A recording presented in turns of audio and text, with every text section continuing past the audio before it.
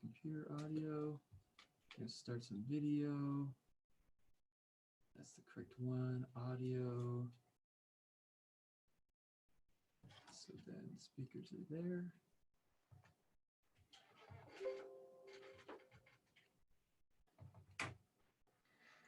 Hey, actually lighting looks pretty solid. Should I close this? Yeah, I would. Let's put that guy back up a little bit. Perfect. So then I need to change.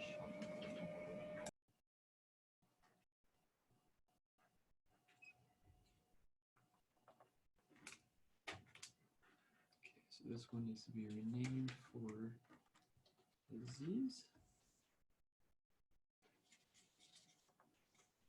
And then I believe this one is Mandi.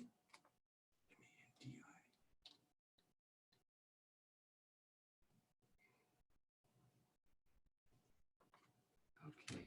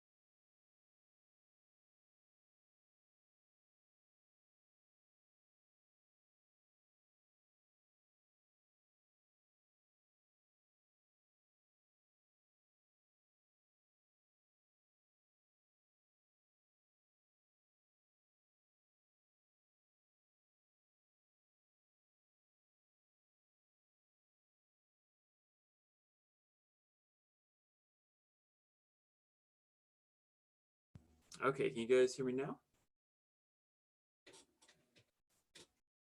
Okay, looked like Mandi heard me, I think. Okay, and then I don't think Aziz is hearing me. All right, Aziz, you do have to, can you unmute yourself real quick?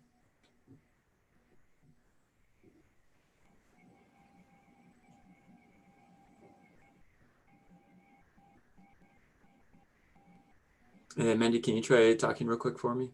Yep, here I am. Oh, perfect. Perfect. Okay, and I think Preston is helping Aziz briefly. Hello, Adam. How are you doing? Doing well, doing well. Hey, I hear you loud and clear now. Okay. Okay, so then I'll be right down there to just check your video settings. It feels a little bit over bright, and then we'll be getting started. You want me to check the video setting?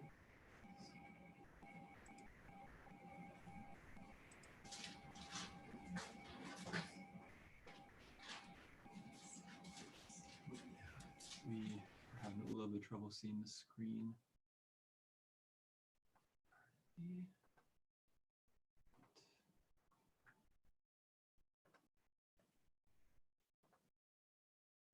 I'll focus in on here.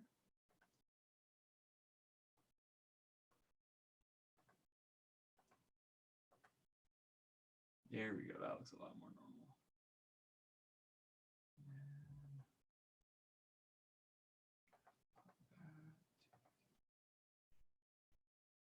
I'm going to drop that exposure. Okay, and then let's put this up.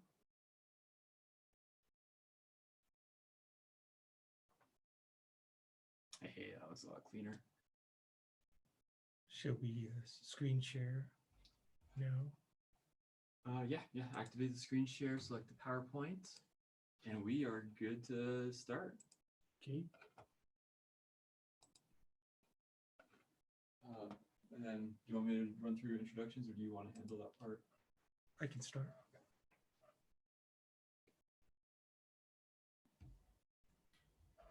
Good afternoon, everyone. This is a session on what I call as primarily the third stage of the economic recovery program that was approved by the president 2 weeks ago.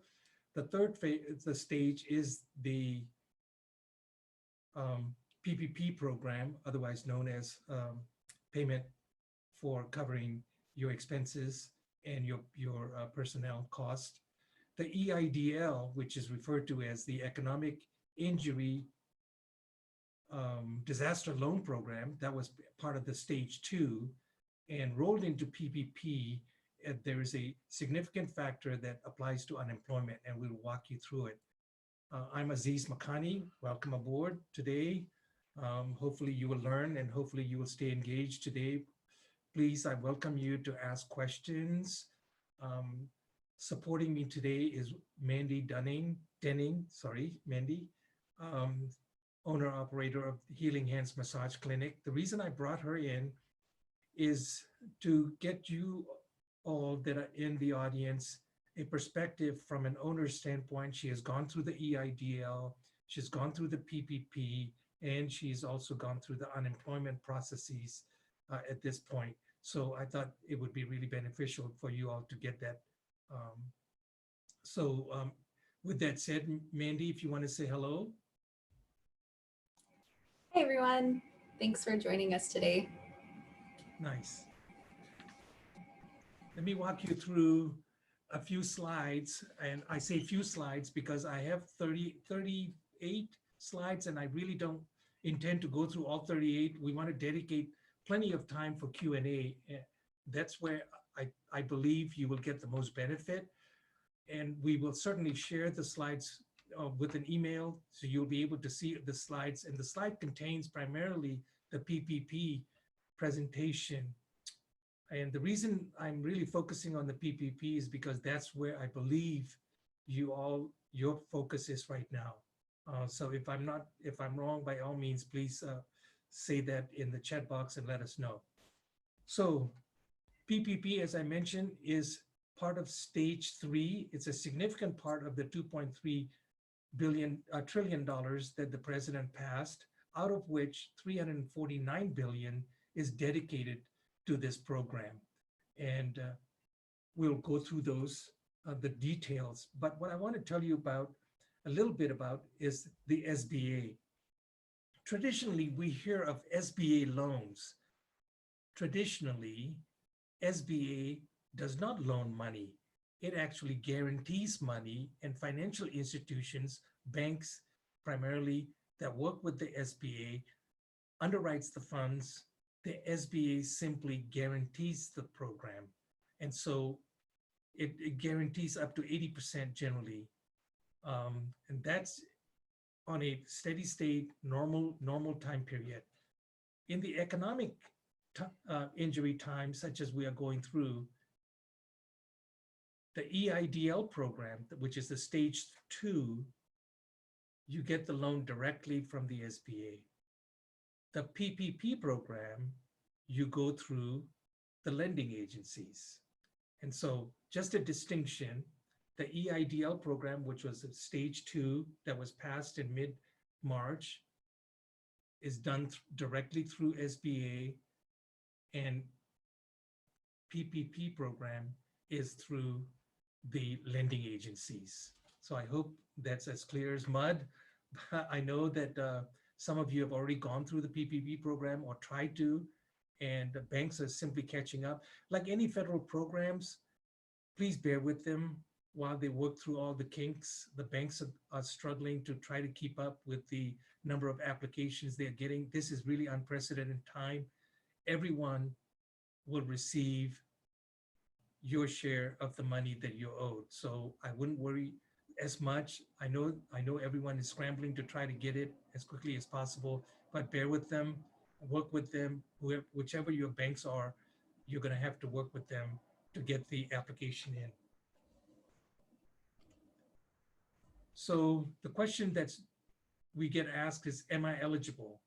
Yes, if you're a small business concern, a tax-exempt nonprofit, a tax-exempt veterans organization, a tribal business, or an individual with a sole proprietorship, or an independent contractor, or eligible self-employed individual.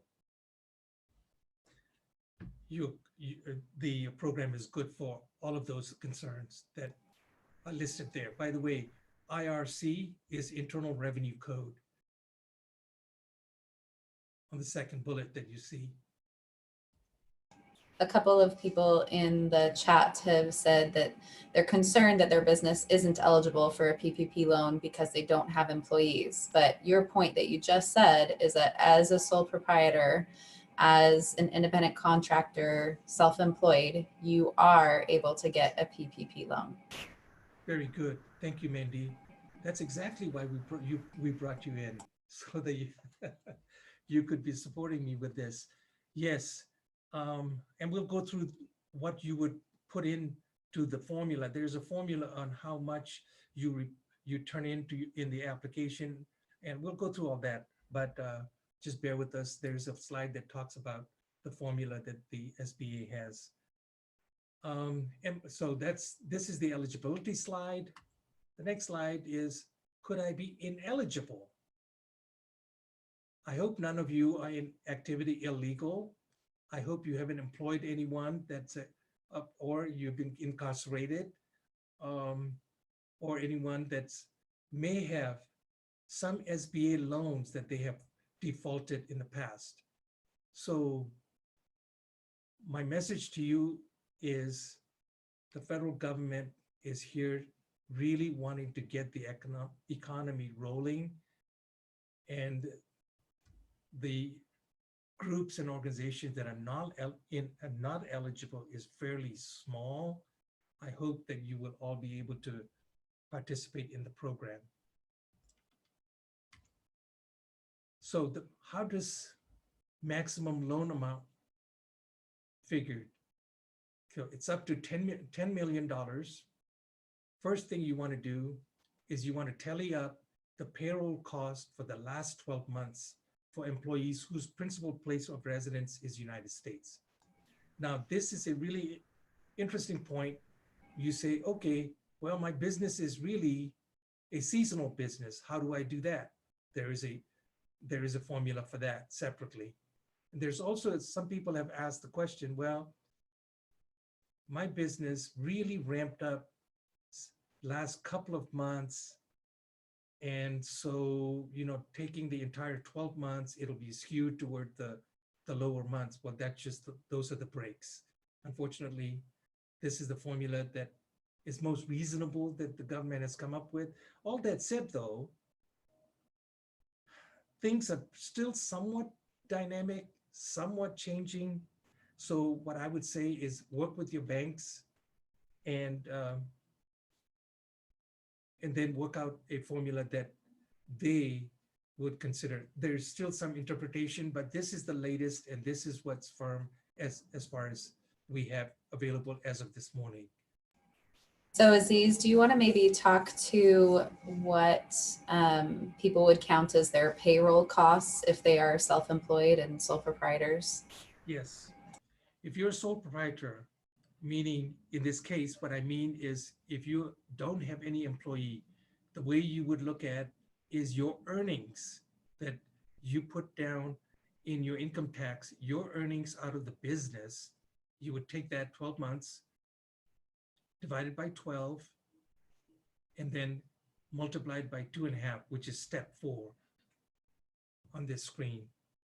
So either the monthly payroll, if you have multiple employees, or if you don't have any employee, your earnings, and then you would multiply it by 2.5. That said, if you have an LLC and you have K1 and or you are a not self-employed, but sole proprietor with some employees working for you. And by the way, sole proprietorship is a business structure. You could be only working just you. You could also have additional employees. So it's a subtle definition. But if you have that, you could also add your take-home pay in the multiplier. So add the payroll cost plus your income or your take-home pay per month on an average, multiplied by 2.5, and that's your total amount. So for me, what I did was, because I am a K1, so all of my guaranteed payments for 2019, I took that amount and then divided that by 12 so I could get my monthly amount. So when you're doing this calculation that they're going to have you do when we get down here to step 4, you're going to be taking kind of that's the way you get that average, is by taking that 12 months that you had in 2019 and dividing it by the 12. Does that make sense to everybody? Hopefully. Yeah, and then a good question in chat was asking if it's referring to the gross or the net, which I would assume gross before you paid taxes on that. That's correct. The payroll cost is gross amount, so not the net amount. So that's a really good question. On step 5, I know this may, I hope this is not confusing. In the stage 2, there was something called EIDL loan program. And part of that loan program, there was a forgiveness number, $10,000, that you could also use it for your payroll.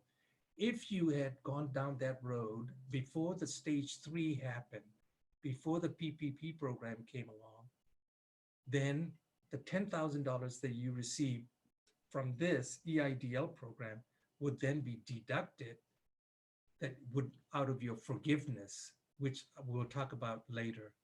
So the PPP is really a forgiveness program, and the EIDL is a loan program with a small amount of with a small amount of personnel payment, $10,000. So I hope that's somewhat clear to you. Mandi, you're welcome to add anything to that. Nothing that I can think of about that. There is a good question in the chat though, which probably has kind of already been answered. So if you showed a loss for last year, my understanding is that you're going off of your gross sales. So it's not your net. It's not what you end up as a loss. You're going off the gross, all of the income as that sole proprietorship. Good point. So that's correct. Just making Yes. sure. Okay. Yes. Let me share some examples. The top limit of the salary is 100,000. If anyone makes more than 100,000, you won't count that. You would only count up to 100,000. So let's say that this is the first and simplest example. You have nobody that's making over $100,000. And your total annual payroll is 120,000. So that means the average monthly payroll is 10,000. Multiply that by 2.5, you get 25,000. Maximum loan amount is 25,000. It's still referred to as loan, but if you do all the things that you're supposed to, meaning if you use the money in the right way, and by the way, I will talk about what the right ways are. If you do it right, all of that would be forgiven. Example 2. In this example, some of your employees make more than 100,000. Annual payroll is 1.5 million. Subtract the compensation amounts in excess of 100,000. So if your 3 employees made more than 100,000, you would deduct that. And so your total payroll is $1.2 million. Average monthly qualifying is 100,000 multiplied by 2.5 is 250,000.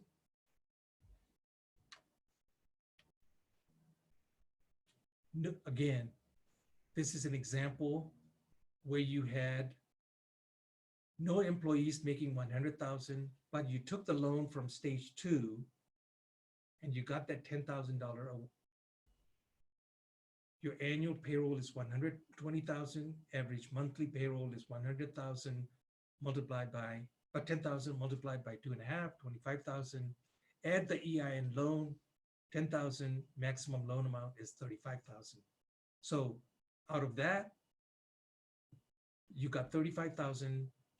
The forgiveness would be 25,000 because you have already been forgiven 10,000 from the other side. So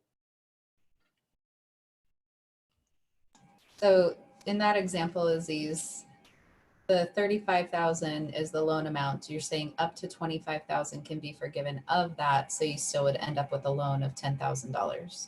Yes. Okay. Yes. But it would be, at, I guess, the PPP rate and the stipulations around that type of loan, correct? Yes. Okay. Yes.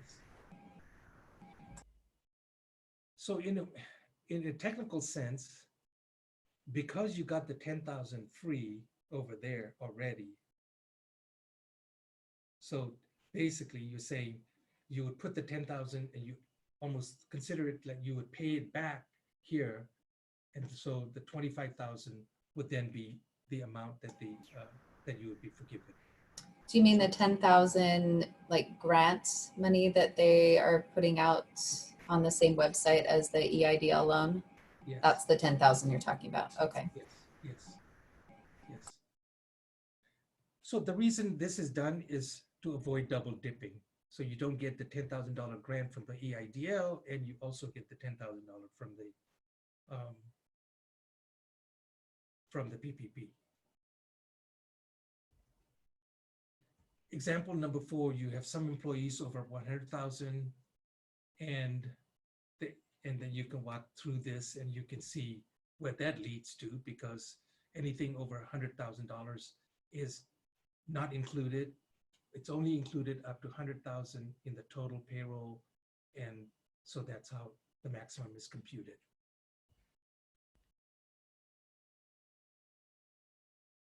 Any questions so far on the examples?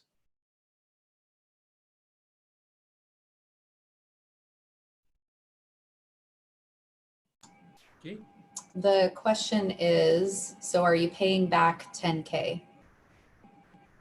And the answer, if I'm understanding that correctly, is you are paying back 10,000 out of that $35,000 example. Yes. Yes. So in that case, the 25,000 of that amount would be forgiven.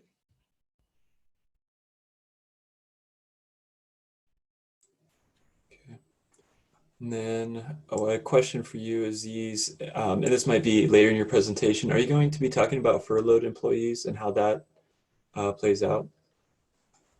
This is probably a good good point to look at, and we will talk about it. What the PPP program requires you to do with the furloughed employees, and that's a really an important point, because there are some things that you have to do to earn this forgiveness, and that involves people that you've been furloughed. So maybe this is a good point to answer that question.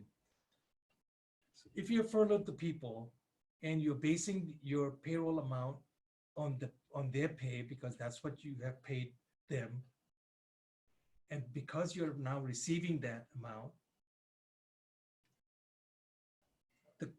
the requirement is at the time of the loan origination, you have to bring them in for up to 8 weeks. That's the minimum time that you have to bring them in. Remember, 2.5 times the payroll means about 10 weeks. So you pay them 8 weeks of pay, and you still have 2 weeks of dollar amount equivalent to their payroll for you to use for certain things. And we'll go through those things that you can use it for. So basically, you're using only 2 times that amount for paying the employees. The other half comes in for you to use it for certain things. And we'll go through what those things are. Great. And then Aziz, one person mentioned that you might have to talk just a little bit louder. Okay. Okay. All right, what is the question, Adam? The person is asking me to talk louder. Okay, I apologize. So what qualifies as payroll cost? So when you are trying to calculate the amount that you submit to the bank as the amount per month of payroll, you would include obviously the salary and wages. You would include cash tips, any payment that you make, if any, for vacation or family leave, etc.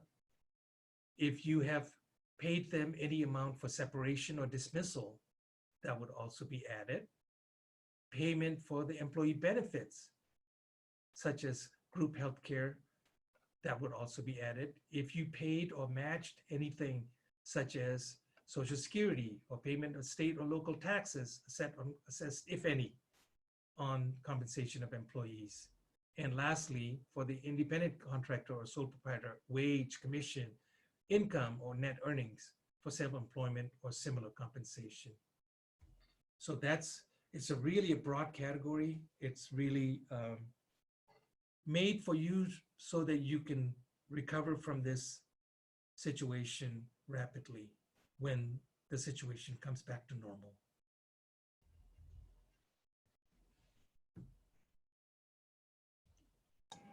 Aziz, do you mind going back one slide? This one?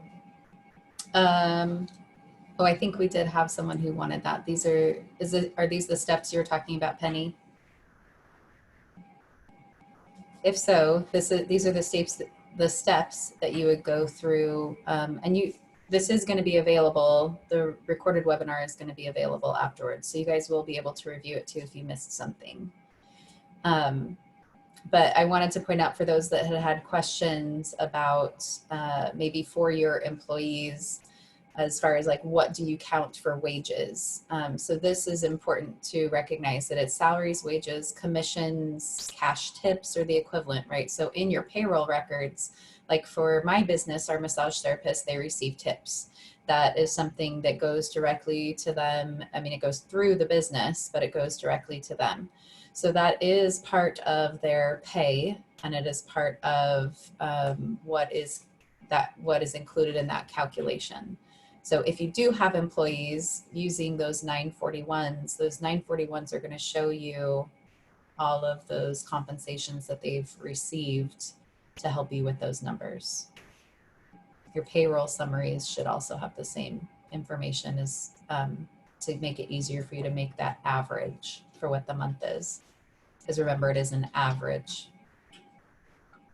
And this is a good point for me to say that we are here. If you have any ambiguity, there are several community members, certainly Mandi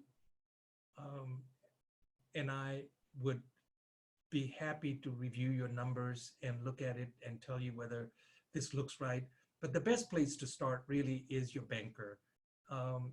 Certain bankers are much more accessible than others. Some of them are now processing these all exclusively through the internet, and because they are closed or they are not available in person, you don't have access to some of the people. But certain banks have accessibility. So working with the bankers, what they'll do is before they underwrite, they will look at your application for completion and accuracy, and then they'll submit it. So they are all here to help you through this process.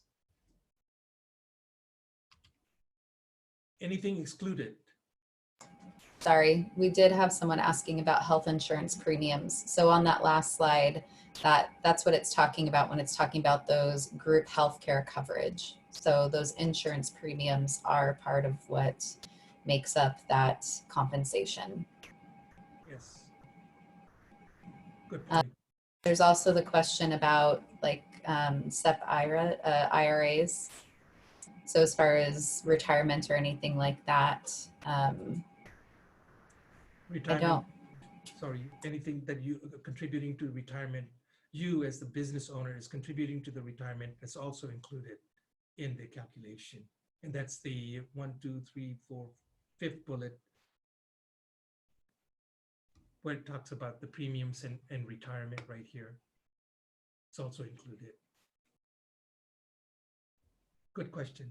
I'm really pleased with the questions and the quality of questions and your engagement. So keep them coming. This is what this session is all about. We want to answer as much as possible your key questions. I have a list of questions in the presentation. I won't go through them. If you guys, I encourage you all to ask the questions. Anything excluded? Any compensation in an employee whose principal place rent? This is a no-brainer. Compensation for any individual in excess of, that's already been discussed, over $100,000, and federal employment taxes imposed or withheld between February through June is not included. Qualified sick and family leave wages for which a credit is allowed. If you have received a credit already, then that's not included. I'm sure that that's really a small corner case. I am going to assume that it doesn't, none of this applies. Most of this do not apply to the people attending this webinar. I would imagine not. That third point is something, though, if people were thinking of taking that credit, you would just want to know the difference between the two, being able to take essentially all of that employer portion of the payroll taxes that you have to pay. There is this opportunity where you can have that essentially not forgiven, but you don't have to pay it. And then any excess is then given directly to the business. So if you decide to do that, then you would not be able to count that as part of your payroll for the purpose of the PPP loan. One personal recommendation, because of the nuances of the different provision, I would recommend that you set up a separate bank account for the money that's coming in from the PPP and the checks you're writing, the payments you're sending out. Keep them all well cataloged and it's well tracked so that you'll be able to, when the time comes for you to submit, you'll be able to do that. And I see Adam nodding his head. So thank you, Adam. And Mandi is smiling, so she must also agree. Yeah, yeah. It's always really helpful to keep even just your taxes money in a separate account if you're setting aside money for the end of the year taxes or other things, to have those just visual designations out, so you don't write a check on accident, like you're saying, pulling the money out inappropriately, or just having any mistakes, and making sure that the reporting lines are just very, very clear. Okay, this is something that you probably have been wondering from the beginning of the presentation. What's allowable use of proceeds? Payroll costs, costs with healthcare benefits, mortgage interest, but not mortgage prepayment or principal. Rent is included for that period of time, 8 weeks. Utilities included, interest or any other debt obligation incurred before February 15, 2020. And or refinancing, if you had an EIDL and loan and you wanted to roll it over into the PPP program, and you could do that, and that would become a loan in the PPP. By the way, the interest rates are you'll be very, very intrigued. And by the way, I would highly recommend, this is my personal recommendation, do not take a loan and do not leverage your home in this downturn, because you want to come out of this gracefully. All economic downturns do recover, and we are all hopeful that this one will have a graceful recovery. What we want to do is help you recover sooner, quicker, faster than a long recovery, and which would be painful. So we don't want you to do that. So that's why my personal recommendation as an advisor, do not take a loan if you can avoid it. So look for anything that program that's forgiven or grants. So that's our focus right now. Before you move on, sorry, Aziz, I'm probably making this longer than you thought. No worries. So someone was talking about, as a sole proprietor, they use their income towards their own personal rent. This is, I'm assuming, not what these proceeds can be used for. The proceeds can only be used for business expenses specifically. Is that correct? Or am I reading that wrong? That is correct.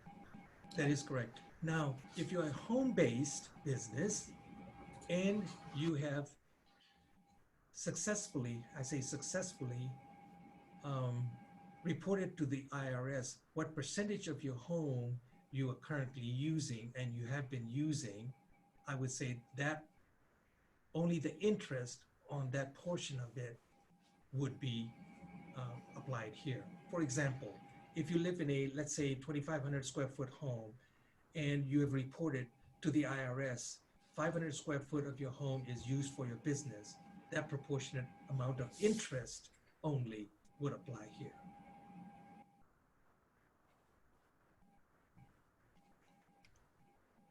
So the loan forgiveness is can be up to the full principal amount of the loan and accrued interest. And this is a good point for me to talk about interest. The EIDL loan, which again, I'm repeating myself, stage 2 of the economic recovery program, that had an interest rate of 3.75%. The PPP program has an interest of 1%, but payable in 2 years. So if you have an EIDL loan, by the way, EIDL loan is for a lot longer period. The PPP loan is for a much shorter period, but a much, much lower interest rate. So with the EIDL loan, I think I've seen where it's something like 30 years. I mean, it can be extended to a very long time compared to the 2 years for the PPP loan. Yes. And again, please bear with me if I'm repeating myself. Do not take a loan if you can avoid it, to help you get through this period. The actual amount of loan forgiveness will depend in part on the total amount of payroll costs, payments of interest amount. Obviously, again, I'm repeating myself, 2.5 times your monthly amount you will be awarded, out of which you would only be using 2x, which is equivalent to 8 weeks. And so you still have the half, 0.5 remaining to do some of the other expenses that we talked about. So loan terms are interest rate of 1%, maturity 2 years, automatic 6-month payment deferral following the date of disbursement. From the date that you received your check in your automatic deposit. No collateral is required, no personal guarantees required, no guarantee fee, no packaging fee, no prepayment penalty. So the government really wants you to get back on your 2 feet quickly and fast. I do want to point out, because there's another question around kind of rent and mortgage. So the main purpose of the PPP loan is for payroll. Its main purpose is not your rent or your mortgage interest or your utilities. It can be used for that, but keep in mind when you're going to repay this, and I'm sure you're going to get to this probably even on the next slide, you have to use 3/4 of the loan amount for payroll. If you don't, whatever amounts that you use above that 25% for utilities and everything else, that part is not forgiven. So when you are determining for your own business personally what to use, you're going to have to weigh and measure what is going to be best for your business. If you're looking at this thinking it's going to save you in your rent and that's the majority of what you're going to use it for, that is not what this is meant for. So I just wanted to point that out for people. Yeah, and then there's a really quick question, I think. Is there a minimum amount for the PPP? The minimum amount that That you can take out on it? well, let me answer it this way. If you don't plan to bring, okay, this may be kind of a good point to talk about unemployment and the furloughed people. The idea here for the PPP is to bring those people who are on unemployment back to work for you. Now, being that you're closed and you don't have any activity, say for example, you're closed for business and you can't start your business, so you say, well, what do I do with people? You can have them wash windows, you can have them stay home for that matter. Your job is simply to make that pay, get them out of the unemployment and get on the PPP program. That's the idea of this program. So they are no longer waiting pins and needles, wondering if they will be back at work. And that's the idea. I do have to say also as a business owner, I'm trying to figure out even for myself, even if I am able to get this PPP loan, what the timing of that is for my employees, because we're a service-based business. And so even though I could potentially have the PPP loan in maybe a week or so, is that the time when it's going to be best for me to use it? Because am I just going to be paying for my employees to be at home? And essentially, if I'm paying them, they can't collect unemployment. And so then come May, when hopefully everything has reopened, then I'm going to have that other month to pay them for that, but then that's it. So the timing of this is something that you also want to think about. Yeah. The answer is a little convoluted in that I've read where it says you have to, the 8-week time period starts when your application is approved. And this may be a point which is still being not totally resolved. I don't want to be presumptuous about this. I've heard things like it starts when the loan is approved, it starts when the payment is made to you. So there's a little bit of ambiguity, but my answer, the best answer I can give you as it is right now that I have from the SBA is at the time that the loan is approved, which comes, generally speaking, comes a little bit sooner than the time that the dollar amount hits your bank account.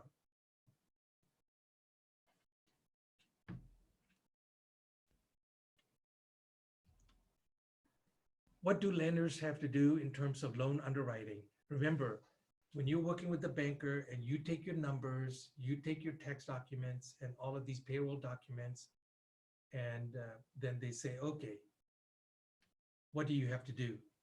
Confirm the receipt from the borrower certifications, and we'll go through that briefly. Confirm the receipt of information demonstrating the borrower has employees for whom the borrower paid salaries. Confirm the dollar amount. So that's what the lenders want to do, is to make sure that you have got backups, you have got documentation, you've got the W-2s, you've got the payroll documentation, and that's how they'll be doing the underwriting. So the underwriters, their job is to ensure that they are conforming to the federal requirements. In terms of underwriting, these are additional things that we talked about. When can I apply? Some of you have already started applying of April 3rd, and some of you have said that their banks have stopped taking additional applications. As I mentioned, the banks are still working out their kinks. Some of the regulations and requirements are still being debated and discussed. So bear with us, bear with your banks. They will all come through. There's plenty of money in the pot for everybody under this regulation. If there isn't, federal government will add to it. So please bear with it. And by the way, the money will be retroactive. So it isn't like you're going to lose the 8-week period when June rolls around. So just keep checking with your banks, and you will have a chance to put your application in. One of the things that I did want to have you talk about, or have us talk about, is the self-employment, unemployment that they are going to be making more readily available, hopefully the middle of this month, at least in Washington, versus using this PPP loan to pay yourself. Do you have any thoughts or guidance on what people should use or what they should think about when deciding? All right. To put you on the spot, No. This is really a good question about deciding whether you want to leave them on unemployment or you want to exercise your PPP and bring them out of unemployment. Here's the current situation. Washington Employment Security Department computer systems are older than me, and I'm 66 years old. So they are still catching up to these nuances, and these nuances and things that are happening really, really fast. So they are just catching up. And I don't believe that anybody has received unemployment checks quite yet, even though as an employer, this is a good point for you.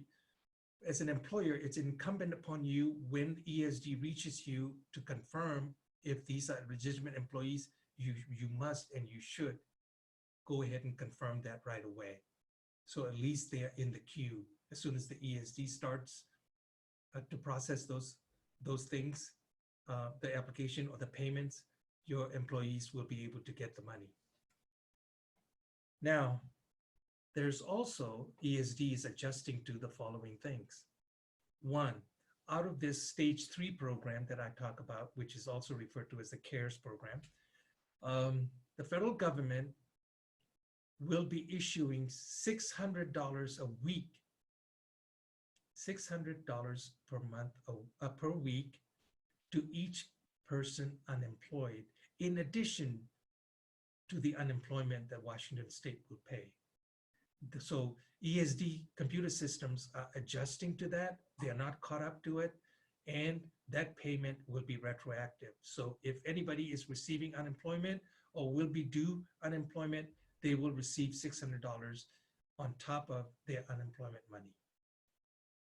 So Mandi asked, should you leave them on unemployment or should you go towards using the PPP?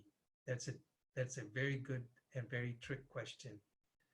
And I'd like to say this, with the 2.5, there's still some benefit to you as an employer to use that portion for paying some of your expenses for the business. So it's a tough choice. And in some cases, being on unemployment, your employees will be receiving probably more under unemployment than they'll receive under PPP. So there you have it. Mandi, do you want to add to that? What is your thought? One thing that I've read, because I've read all sorts of things over the past couple of days, is around the idea that as a self-employed person or the owner of a business, claiming the unemployment from the time that your business had to shut down, it's okay to do that because this PPP loan is only going to cover 8 weeks. It's not going to backdate to when your business actually had to shut down. So personally, for me, in my business, it would make sense to go for the unemployment to help with my personal costs for that time before, like, since the business has been closed, and then be able to use this PPP to pay payroll kind of more for after that part. Hopefully that makes sense. Well, this is a very, very important point. Normally, when we talk about unemployment, we talk about employees. Well, there's a new provision that for the period that the governor mandated closure, owners of the businesses will eventually be, I say eventually, be eligible for $75 per week, plus the federal amount of $600. But again, you just have to bear with the ESD computer systems while it comes up to the current times. But there is a website, and I will send a link to the website. Subscribe. There's an email address that you submit, and you'll be able to keep up with what's going on the ESD site. So as a business owner, you personally will be eligible for 75 plus 600 for the periods of closure.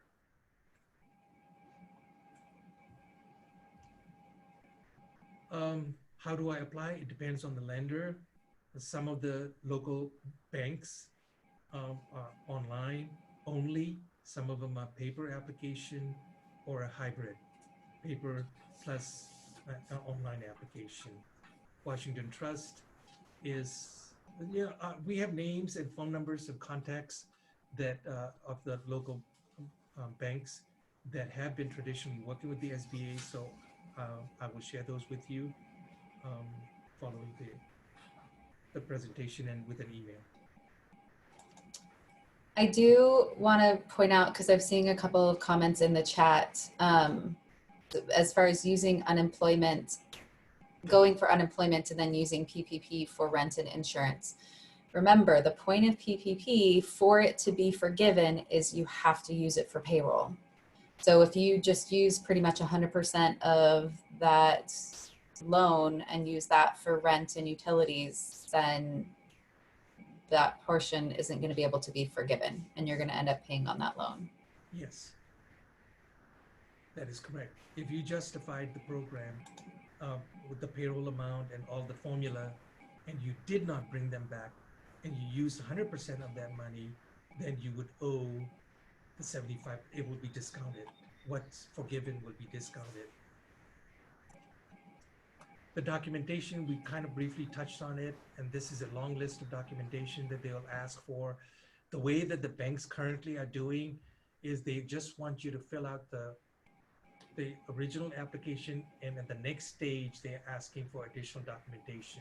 So just, and the different banks are working differently, but this is a list of things that they would want to see at some point. US Bank has about a 7-stage program. Adam, did you put that? Could you put that up? If you haven't, that's fine. No, I didn't receive it. No, no No, worries. I'm sorry. It's about a 7-stage after you submit it and they approve. They say, underwriter says, yep, the application looks good. I looked at your numbers. And then it goes through about 6 more stages before it's passed on to SBA, and the SBA approves. And then the bank is, the money is deposited. All of that is about a 7-stage, it's a 7-stage process. Borrower certifications are required. I don't want to go into greatest details about it, but these gets kind of, technical. In the interest of time, I'll just save these for you to look at later on. By all means, ask the questions on the chat box in the time that we have available. I know I've talked quite a bit. We will go ahead and submit this presentation and send it to you, and the ESD link, and let's see, the US Bank 7-stage thing. I'll send that to you as well. Yeah. Do we have time for a couple questions, Aziz? Sure. Okay. So one person asked if the PPP is taxable income. Okay. The answer is that it's not taxable. I have a question here in the FAQs that I didn't go over, but it talks about that.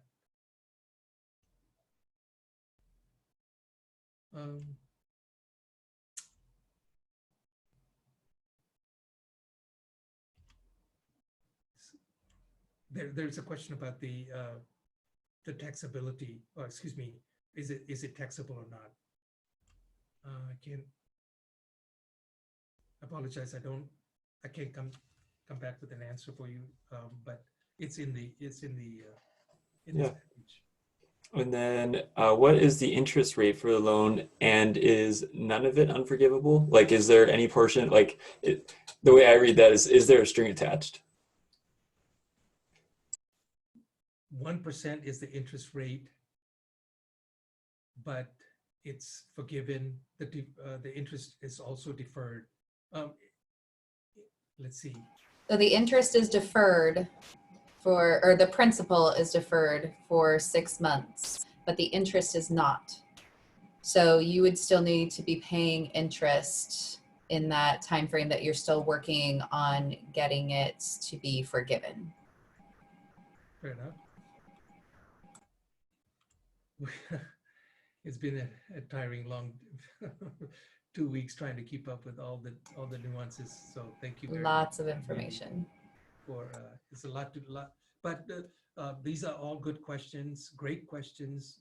We are available via email, phone number, and the last slide is my contact information and Mandi's information. By the way, this is what the application looks like. So